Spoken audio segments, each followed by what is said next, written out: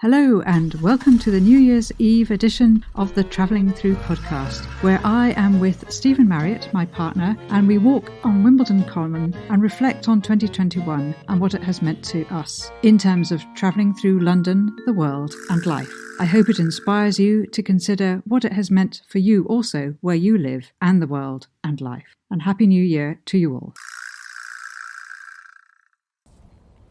Well, hello everyone. This is the Travelling Through podcast, and I'm Emma, your host, and this is New Year's Eve, Friday I think it is, and I'm here with Stephen Marriott. Hello. Podcaster. Hello, Steve. I'll just walk through this mud here. Podcaster, author, and various other things in between. What else would you like to add to that? Oh, we'll stick with selection? that. A variety pack of different things, I think. Perhaps. Oh, yes, a variety pack. That's a good way of putting it. And today, I think we might have to slow down a bit because good point. I'll probably fall flat on my face in It's the a mud. bit muddy here still, yeah. And we're up on Wimbledon Common, which has been our tramping ground over 2021 last year to blow the cobwebs away, think, walk, get some exercise, and generally a bit of everything. Is that what it's meant to you as well? Pretty much that, apart from walking a dog, which most people do here, but Yeah. We live in a flat and we don't have a dog. That's so, true. but yes, it has been a little place of sanctuary amongst all the challenges Yes. that have continued to an extent in 2021. So yeah, so it's a sanctuary, sort of almost like coming home to yourself when you're walking around here, if that makes any sense. It is. It's such a lovely mix of wood and thicker foresty bits. There's a lake, parakeets, which you might hear in The indigenous trees. parakeets of southwest London, yes. and then you walk up the hill and then suddenly you're in the middle of a golf course, so you have to watch out for flying golf balls. You do. We did yesterday, actually. We ducked a few, didn't we? We did, exactly. Yeah. And but the reason for us to come up here, apart from the fact that I've borrowed my mum's car, and it means that we can't park outside the flats between 1:30 and 2:30 because the wardens are like vultures, aren't they? They're ready on the strike of 1:30 to slap a parking ticket on you if you don't have a permit. One of the fun things of living in London and a city. It is, exactly. So we've escaped up to Wimbledon Common, and I thought I would use this moment just to reflect, as it is New Year's Eve, on the year of 2021 and taking into consideration that the Travelling Through podcast is about travelling through London, the world and life. I thought we would reflect Parakeets agree. They do. I thought, Steve, that we would reflect on these three subject areas and what each subject or topic has meant to you in 2021. So should we just go through it chronologically? Start with London, and what has London meant to you in this year of 2021? Okay, well, on reflection. you sort of caught me on the spot a bit because as we drove up here, you told me that's what the theme was going to be. So the whole idea is that you don't think too much about it. So I haven't had much of a chance. No, we're going to go this way past the lake. Are Yes, we go why around not? here? Okay. So yes, no, I'll just go with the first thing that's come to my mind, and I guess there's an element of sadness for me this year, really, with London, to an extent, because for me, London, is all about people, opportunities, work, the arts. It's the metropolis or the melting pot of so many different trades and opportunities and people, of course, Yes. from all around the world.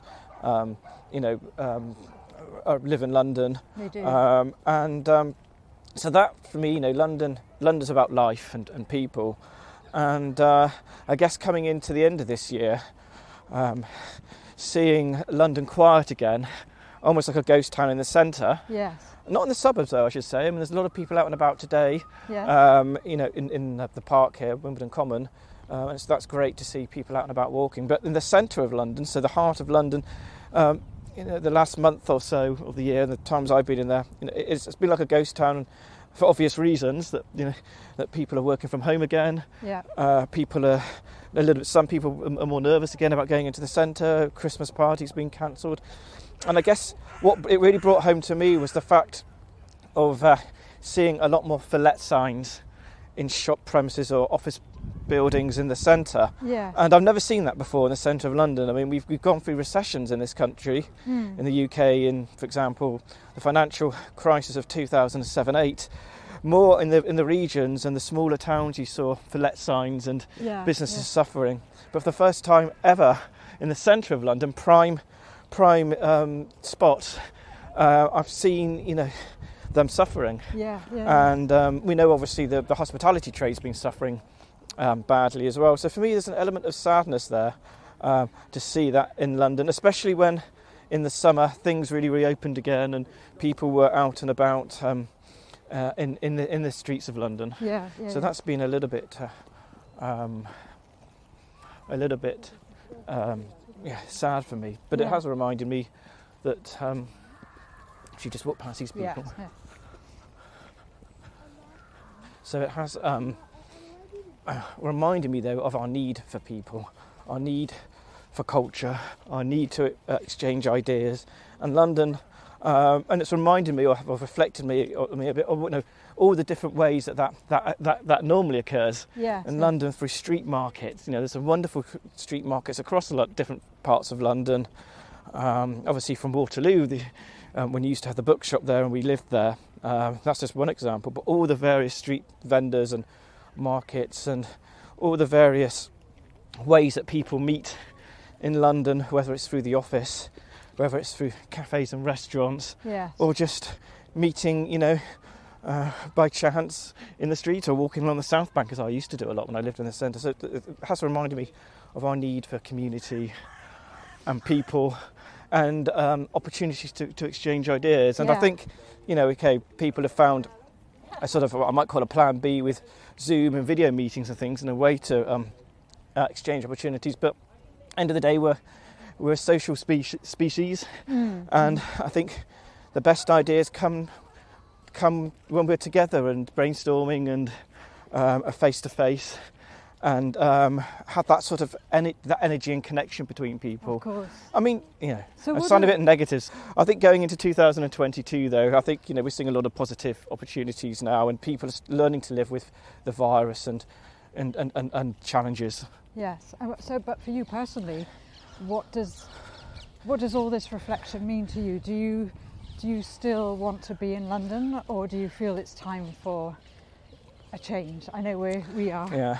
I've got our ideas on that, but London, as it has changed, and the face of London has become different. It has changed a lot. Has that been challenging for you? I mean, I guess London always changes, but I guess I've seen acceleration perhaps of that, or it's become more obvious, the change, and I feel a bit sort of slightly nostalgic about London, and there's a lot more themed restaurants and bars and chains now, as opposed to a lot of the independent stores are going, and obviously that's been very difficult for them in the last couple of years, and especially so now where they haven't got any financial assistance. So I don't know. For me, I've always had a love-hate relationship with London anyway. It's very you can feel it's very vibrant at times, and you feel there's opportunities. But there can be times when it's a lonely place. Yes. Or you're just if I've been away travelling or something and I've returned, and it's sometimes hard to fit into the vibe of the city. Yeah. But I think ultimately, what it is reflecting on the quietness of the centre more recently, which has been a bit of a ghost town, is that London is such a great city. And so I wouldn't be feeling this way. I wouldn't be feeling sad about that because I miss it. London is a vibrant place. And then, as I say, thinking about some of the street markets, like up in, Camden, for example, and thinking, God, I haven't been there for years. I should never take these things for granted again. When things properly reopen again, I mean, it's obviously been stop-start with Camden Market, I think, and it probably has reopened, but it won't have the people. Or doesn't have the tourists. Yes, the tourists, of course, But these places are special, and it's been a reminder in many ways that I should never take them for granted. Yes. Okay, so that's a fairly concrete answer about London, because, I mean, for me also, London has been such a central part of my life for such a long time, even though I've lived here, then left it for a while, and come back. Yeah. And this year particularly, like you, I've noticed how hard it has been to almost adapt to the new London. And I almost think, am I in the same city? Yes. Especially as you're walking around and there are not the same number of people. But I've actually quite enjoyed the fact of almost having the city, or parts of the city when I've walked around, to myself. Yeah, there's an element of that. That's kind of nice that it's sort of like a special place. But yeah, you almost feel privileged, but equally, when you're so used to battling, I don't know, through Piccadilly and down the Strand against lots of people, and suddenly you realise you can get down the street in half the time because there are not the people to get in your way. Well, that's true. Yes, I mean, especially It's around strange. sort of that West End with theatres and Yeah. The restaurants which are buzzing because of tourists in that area and places like Covent Garden, for example.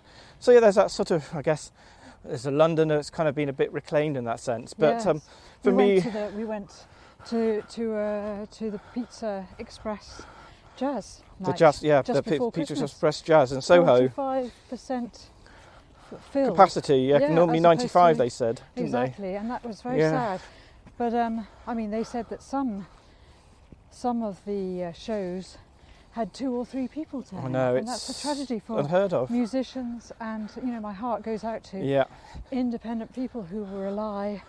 And I have actually a podcast interviewed with Mariska Martina, with Stephanie, yes, and her French accordion playing and music she plays in Fifi Lemaire, stage name. Lemaire, that's right.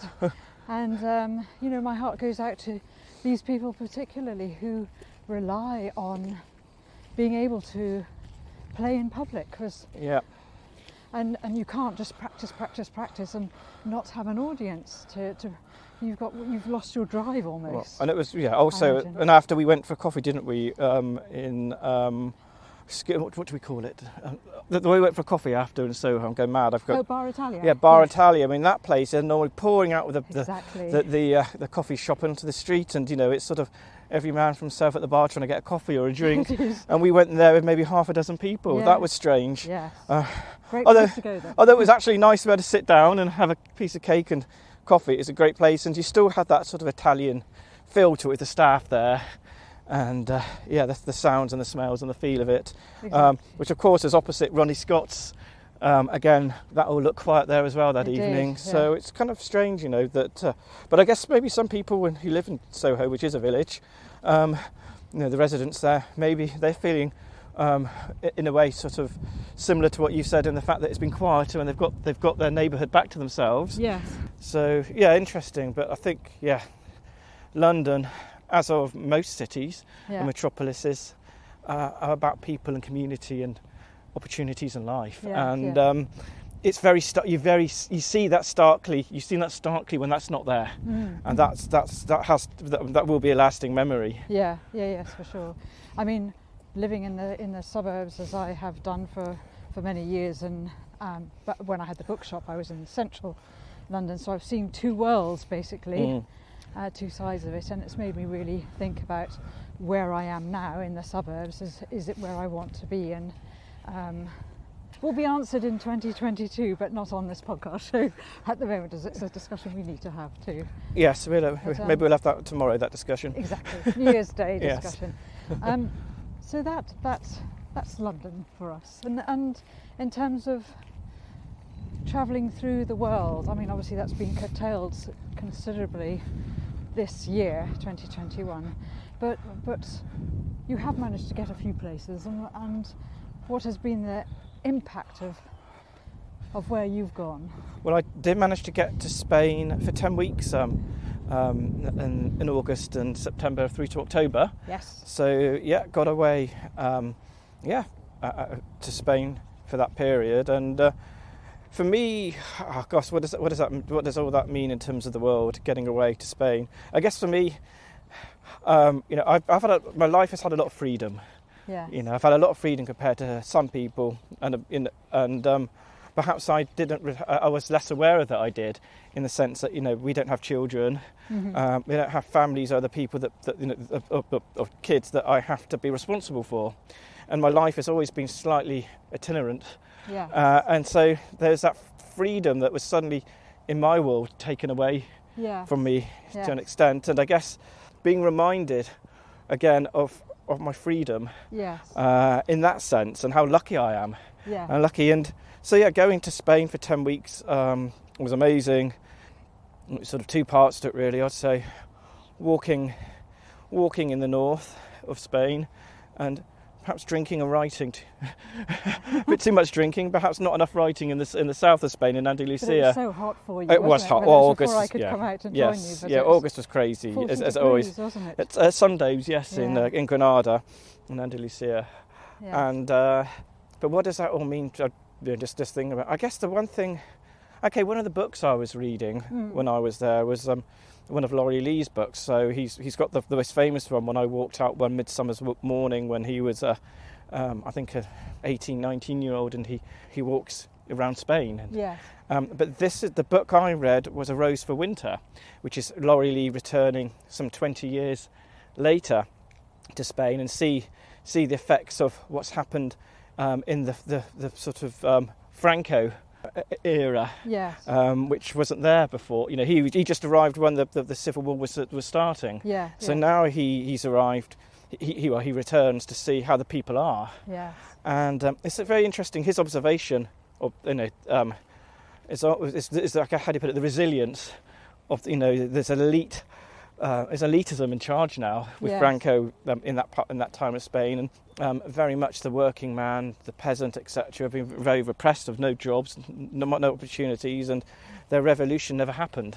And but the spirit of the Spanish then, the Spanish working person, was so evident there in terms of the hospitality to the traveller, their joy for dancing and life. And people and community really comes through in that book. And being there this summer, after Spain has had a few harsh lockdowns, much harsher than in the UK. It has, yes. Seeing or hearing the stories, and then just observing for myself Spain coming out of that in the summer, where pretty much most restrictions had gone. Their lust for life, however difficult something is, and they're still cautious. But I don't know. For example, your ex-colleague Francisco, he very kindly put me up in his place where he went on holiday, so I house sat for him.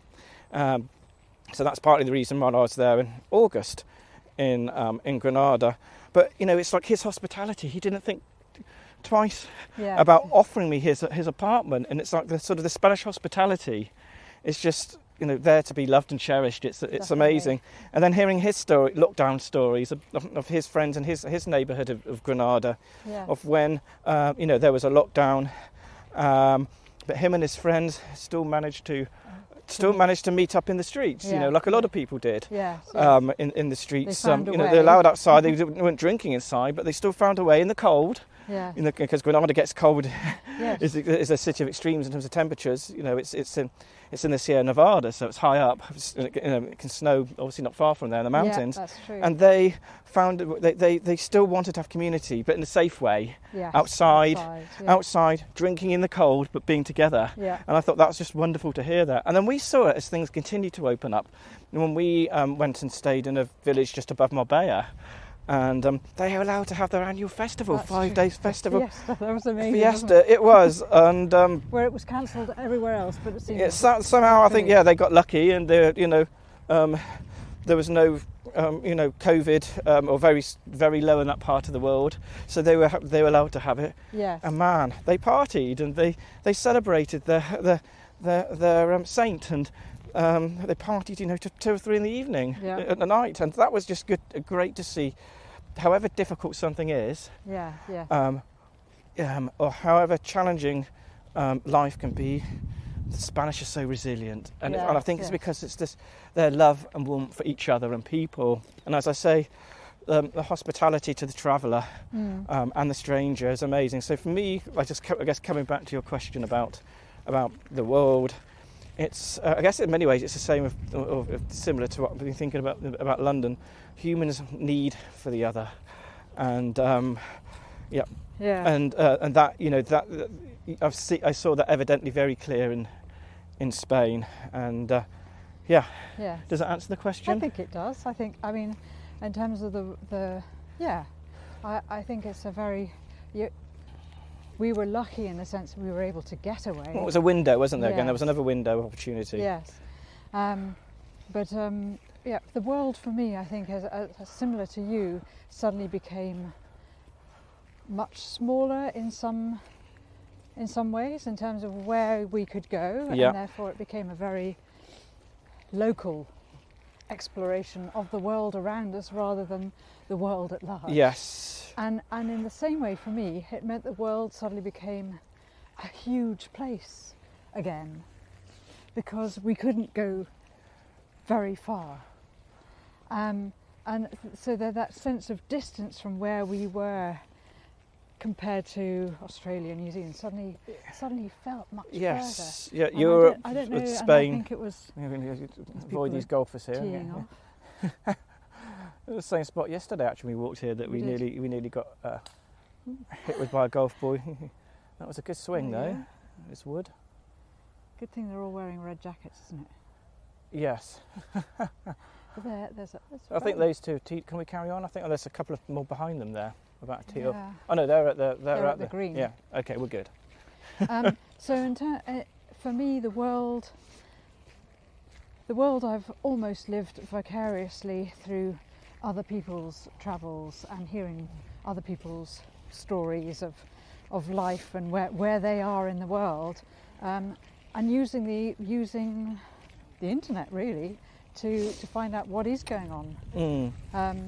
My world has also become, 2021 has been, as you know, a very difficult year for me, which I won't go into it's too personal at the moment to discuss. Yeah. But it became extremely small, very, very small. Your world was very small, and in many ways I think your priority was not worrying about the virus, was it? You didn't really know what was going on half the time, because that was not your world of worrying about it, because you had a bigger thing to deal with. Definitely. But it also it was humbling in the sense that you realise that the world for many people is their nucleus of people around them. That's true. Maybe that's what I was trying to say.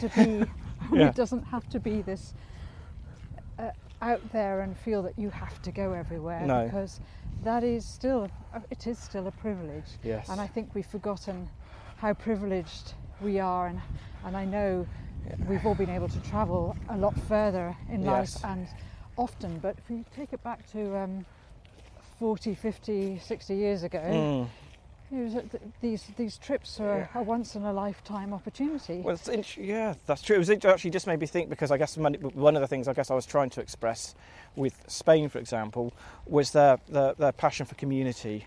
And going back to Laurie Lee's time, the travelling was not such a big thing, and he went to these small villages and towns in Andalusia, and so there for some people's experience of the outside world, it was the traveller world coming into their community, and again the hospitality that they gave him, and the hospitality that that we experienced when you joined me, and Francisco and his friends showed us as strangers, as a visitor, because their community meant so much to them, and they welcomed us into the community. So that's interesting. Community, I think, is important. It is, most definitely. So moving on from the world, how about life in general? How has life treated you in 2021? Oh my gosh, that is it's a big question, anyway. You don't need to share everything. But in general terms, what has 2021 taught you, I suppose, this year? I think it's I think to appreciate what you do have. In that, as I've touched on, I think, and I've never quite realised how free my life was, relatively speaking. And I think that should never be taken for granted again. And I'm very lucky to have that freedom. So it's to appreciate what I have, and that's the life I've chosen. Chosen not to have kids, and which means I can live my life slightly differently. Yes. And I've got a passion for travel, but it doesn't like you again. So it's not to take for granted freedom, I guess. Freedom is important, and I think we can see that as soon as things sort of restrictions are removed, people want to be free. They want to live, and we've walked through this common now, through all the seasons. We have, and you see that you see sort of the cycle of life, don't you? With definitely, and you see sort of the first spring flowers come out sort of towards the end of the winter, and the kind of the little flowers that are just springing up amongst all the bracken and everything, and that's the need for life. Flowers blooming again and reaching up to the sun, and we're just like the flowers. We need our freedom, however repressed or difficult things are. So for me, it has been a bit of a reminder of how free my life is, but how we all strive for freedom in our own various ways. Yeah. And that doesn't have to mean travelling to far-flung places, if that's what if you feel that's how you adventure, it makes you feel free. It's about discovering places sometimes closer to home, and yes, we have done. So I guess the importance of freedom, and the importance of finding that balance between irrational behaviour and danger, and caution, as you seek your freedom. Yes. And I think a lot of people have been rattled again by the virus's latest transition to the Omicron. Yes. And but we're always going to have different variants of the coronavirus now. I suspect we're always, and it's going to be endemic, and we're always going to experience different challenges in life. So it's learning to take perhaps a little bit brave sometimes and get outside of our comfort zone in whatever way you can. Yeah. And that's been a reminder to me that I need to get outside of my comfort zone in different ways. Getting outside my comfort zone actually might be not travelling as far as I normally do, but travelling in a different way sometimes. Yeah. Like, I don't know, in this, again, and coming back to the analogy of this common, so just thinking about it, we've discovered various different routes across the common, haven't we, and across to Richmond Park. Definitely. And that always brings new adventure or new insights or new discoveries. It does. So valuing freedom and protecting it. Yes. And there's different ways to do that. Yes. In fact, you just reminded me, because one of my in fact, it was my first podcast guest, Margaret Mulder. Okay. When I asked her a question about travelling through life and the world, and she said, well, every day I get up and walk down the corridor to the bathroom, I feel like I'm travelling. Yes. And it's an adventure, because no 2 days, no 2 mornings that I get up are the same. Well, it's awareness, isn't it? It's like me becoming aware of my freedom and what that meant, and being a little bit blinkered to that. It's so you can, I don't know. Look at yourself in the mirror a bit differently. Actually look at yourself. Yeah. And there are new discoveries to be had, but I think we've perhaps been, as I said, a little bit blinkered. Yeah. Yes, for sure. Okay, well, that's a pretty good answer. Oh, okay, good. Glad it gets to get a tick, does it? Oh, it does get a tick. Brilliant. I'll get a cup of tea from you later then. I think it's just... You make the tea then. I'll make the tea. When we get back. And life, travelling through life for me, well, this year has been an incredibly difficult and challenging year emotionally. And this will be something that I will develop as a theme in 2022. But yes, dealing with life itself and recognising how precious life is and how short it can be and how it can be taken away from you just like that. Yes. And it's got nothing to do with age. It can be taken from us at any point. Yeah, well, I think everyone's journey has a different length. It does. And we don't know when that journey will come to an end. And because we don't know that, let's try and find the joy in our lives. Daily, every day.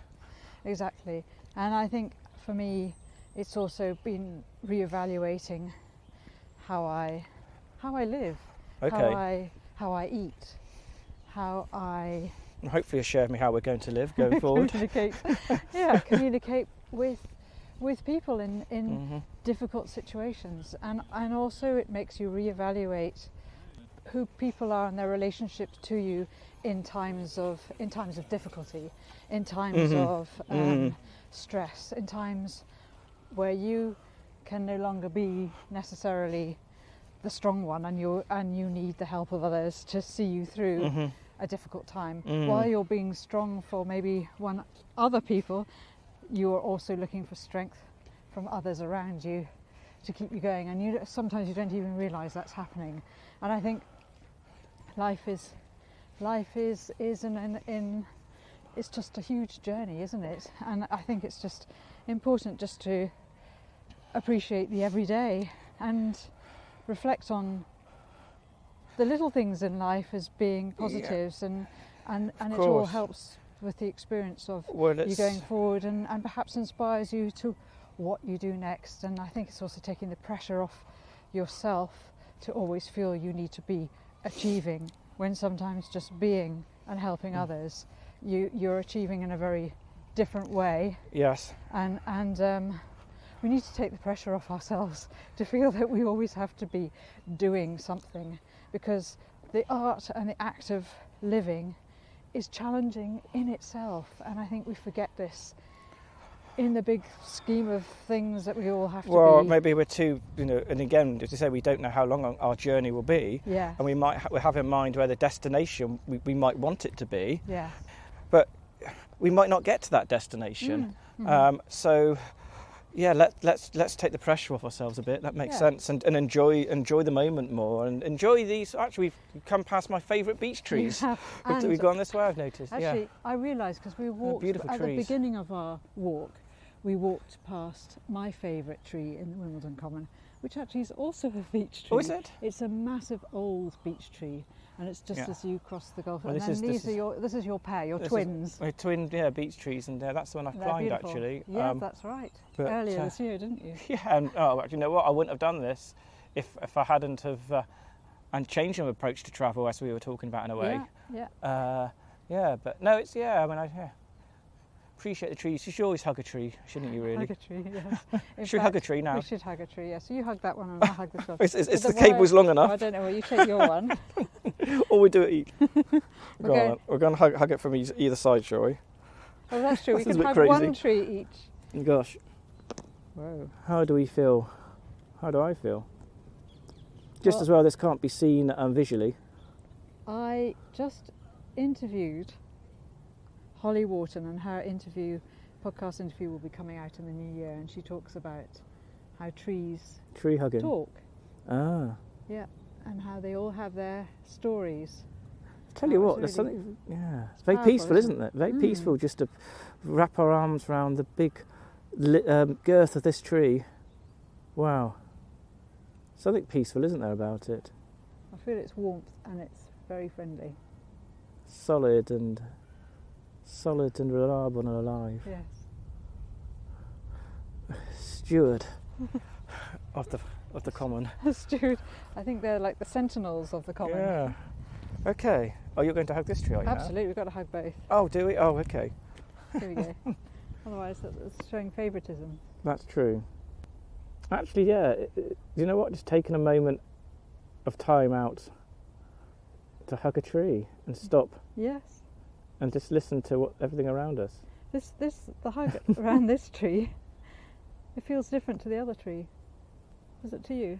It's slightly slimmer tree. It's more bumpy on this side than on the other side. A few for knots me. on that side. Needs a massage. There we go. Yes. So, well, look, I think for the podcast listeners, the reason I just wanted to have this talk with Steve is that I thought it's really important at the end of a year to reflect on the year, and because the podcast is all about, for us, London, or for me, for London, the world and life. For you, it will be wherever you live, or the place that has been your habitat for 2021. Perhaps reflect on what this year has meant to you, in terms of where you live and the world in general and your life in general. And I think it's very important just to take a moment to reflect on that, and then just let it go and let it be part of 2021, and let 2022 begin in its own direction, without any real pressure on you to feel that you have to do a certain thing and be a certain person. In Scotland, we always used to, and I'm sure many people around the world do the same, first foot each other.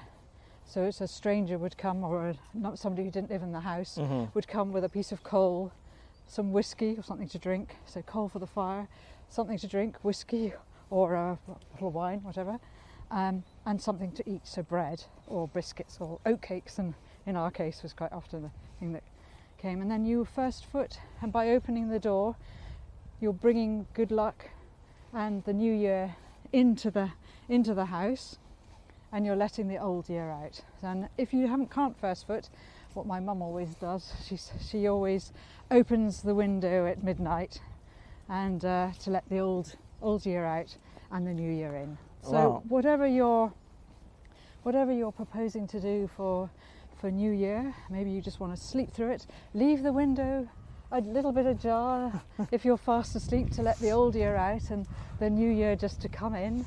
And I hope 2022 brings you peace, brings you laughter, brings you adventure, and brings you back to enjoying some more travelling through podcasts, because we've got quite a lineup for January. But Steve, do you have any final words you'd like to say? I don't know. Well, everything you said sounds wonderful, and I think I'll just take your advice, and if you forget, I'll remember to open our bedroom window tonight. Okay. Yeah, and look forward to the new year. And I guess one thing I like to always do is just, we forget of all the little wins we've had in the year. Yes. And just make either a mental list or write it down for all the little achievements we've had. They don't have to be big achievements, because I think we forget about everything we've done and achieved in the year. And so yeah, that's something I'm going to do tomorrow. That's a good idea. Yeah, because sometimes it's not reflecting on the big things, but it's actually the little things that have culminated on perhaps some of the bigger achievements you may or may not have had, but you're still working towards. Anything as simple as that book that you've been meaning to read for years, and you finally read it this year, maybe, and that's an achievement. Or there doesn't have to be getting the promotion or other big things which perhaps are seen as big achievements by society at large. Yes, exactly. Okay, well, if you'd like to learn a little bit more about Steve, he's got his website. You're picking up pace, and I'm going to end up in a sludgy in the puddle here. I was trying to avoid that. Yeah. You can look up his profile on Stephen with a PH. That's right. R Marriott.